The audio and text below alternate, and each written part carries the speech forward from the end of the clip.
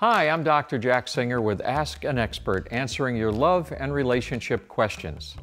Today's question is, Dear Dr. Jack, my husband and I fight constantly, and we can't seem to navigate through these waters without having a major blow-up. What can we do about it?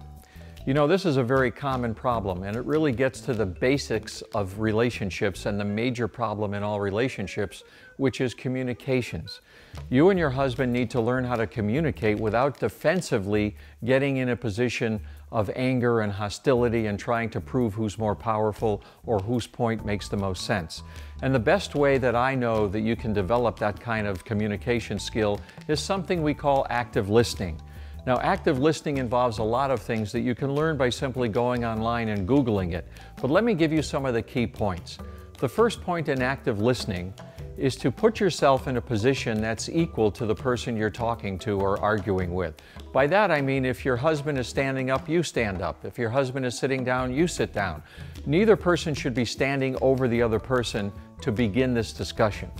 Secondly, instead of defensively trying to protect yourself, paraphrase what that person is saying. So for example, if your husband is saying something that's getting him very upset, instead of you responding that he's wrong, simply paraphrase what he's saying, like, so you're saying that you're upset with me because I went shopping with the girls and you were home alone and didn't have anything to do. And once he agrees that that's exactly what he meant to say, then you know that you've been listening, he knows that you've been listening. The second step is to empathize, to say something like, you know, given the information that you had, I can see why you'd be irritated with me. That doesn't agree with him that he's right because he doesn't have all the information, but you're saying if you were in his shoes and that's the information you had, you would draw the same conclusions. Finally, the last step, a very important step, is to use I statements instead of you statements. You don't want to ever say, you make me angry. That just makes the other person defensive.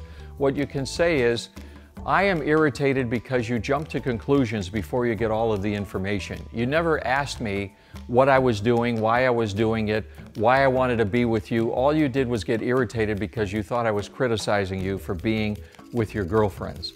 So if you can start to develop an active listening process between you and your husband, it takes a lot of practice and it seems awkward at first, but once you start doing it, I guarantee that you're going to enhance the relationship and neither one of you will have a reason for your interactions to deteriorate into explosiveness.